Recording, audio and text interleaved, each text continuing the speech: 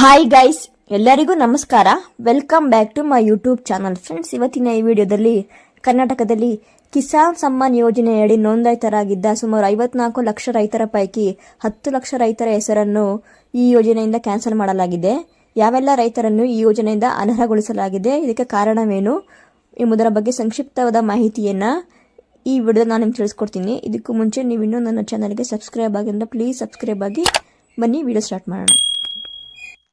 ಭೂ ದಾಖಲೆಗಳ ಕೊರತೆ, ಇಕೆವೈಸಿ ಸಮಸ್ಯೆ, ತೆರಿಗೆ ಪಾವತಿ ಸೇರಿದಂತೆ ವಿವಿಧ ಕಾರಣಗಳಿಂದ ರಾಜ್ಯದಲ್ಲಿ ಸುಮಾರು 10 ಲಕ್ಷ ಅಧಿಕ ರೈತರು ಪಿಎಂ ಕಿಸಾನ್ ಸಮ್ಮಾನ್ ಯೋಜನೆಯಡಿ ವಂಚಿತರಾಗಿದ್ದಾರೆ.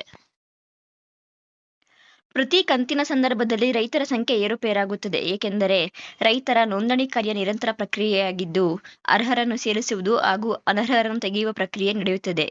ಇದನ್ನು ಗ್ರಾಮ ನೋಡಲ್ ಅಧಿಕಾರಿಗಳು ಪರಿಶೀಲಿಸುತ್ತಾರೆ. 2019ರ ನಂತರ ಖಾತೆ ಮಾಡಿಸಿಕೊಂಡ ಲಕ್ಷಾಂತರ ಮಂದಿಗೆ ಈ ಯೋಜನೆ ಲಾಭವೇ ಸಿಗುತ್ತಿಲ್ಲ. ಇದಕ್ಕೂ ಮೊದಲು ಯಾವ ರೈತರು ತಮ್ಮ ಹೆಸರಿನಲ್ಲಿ ಖಾತೆ ಹೊಂದಿರುತ್ತಾರೋ ಅಂತವರು ರೈತ ಸಂಪರ್ಕ ಕೇಂದ್ರಗಳಲ್ಲಿ ಆಧಾರ್ ಮತ್ತು ಪಹಣಿಯೊಂದಿಗೆ ಪ್ರೂಫ್ ಐಡಿ ತಂತ್ರಾಂಶದಲ್ಲಿ ಹೆಸರು ನೋಂದಣಿ ಮಾಡಿಸಿಕೊಂಡು ಇಕೆವೈಸಿಯೊಂದಿಗೆ ಕಿಸಾನ್ ಸಮ್ಮಾನ್ ಯೋಜನೆ ಲಾಭ ಪಡೆಯಬಹುದಿತ್ತು. ಒಂದು ವೇಳೆ ಯೋಜನೆ ಲಾಭ ಪಡೆಯುತ್ತಿದ್ದ ಜಮೀನಿನ ಮಾಲೀಕ ನಿಧನ ಹೊಂದಿದ್ದರೆ ಇತರೆ ವಾರಸುದಾರರು ಪೌತಿ ಖಾತೆ ಮಾಡಿಸಿದರೆ ಆಗ ಈ ಯೋಜನೆಗೆ ಅರ್ಹರಾಗುತ್ತಿದ್ದರು. ಆದರೆ ಕೇಂದ್ರ ಸರ್ಕಾರದ ಮಾರ್ಗಸೂಚಿಯಂತೆ 2019ರ ನಂತರ ಜಮೀನು ಖರೀದಿಸಿದವರು ಇದರ ವ್ಯಾಪ್ತಿಗೆ ಬರುವುದಿಲ್ಲ ಎಂದು ಕೃಷಿ ಇಲಾಖೆ ಹೇಳುತ್ತದೆ.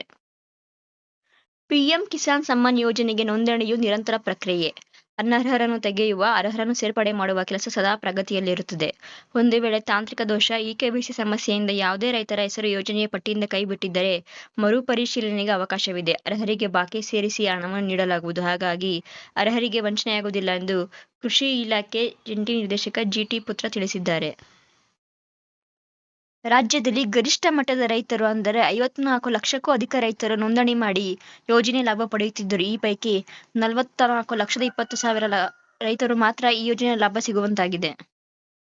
ಅರ್ಹತೆಗೆ ಮಾನದಂಡ: ಭೂಮಿ ಹೊಂದಿರುವ ಸಂಘ ಅಥವಾ ಸಂಸ್ಥೆಗಳು, ಮಾಜಿ ಮತ್ತು ಹಾಲಿ ಸಂವಿಧಾನಿಕ ಹುದ್ದೆಗಳಲ್ಲಿ ಕುಟುಂಬ ಸದಸ್ಯರು, 10,000 ಅಥವಾ ಅದಕ್ಕಿಂತ ಹೆಚ್ಚಿನ ಪಿಂಚಣಿ ಪಡೆಯುತ್ತಿರುವ ನಿವೃತ್ತ ಅಂದರೆ ಗ್ರೂಪ್ ಡಿ ಹೊರತುಪಡಿಸಿ ಇತರ ಸರ್ಕಾರಿ ನೌಕರರು, ಕಳೆದ ಸಾಲಿನಲ್ಲಿ ಆದಾಯ ತೆರಿಗೆ ಪಾವತಿಸಿದವರು, ವೈದ್ಯರು, ಇಂಜಿನಿಯರ್ಗಳು, ವಕೀಲರು, ಲೆಕ್ಕ ಪರಿಶೋಧಕರು, ವಾಸ್ತುಶಿಲ್ಪದಂತಹ ವೃತ್ತಿಪರರು ಯೋಜನೆಗೆ ಅನರ್ಹರು.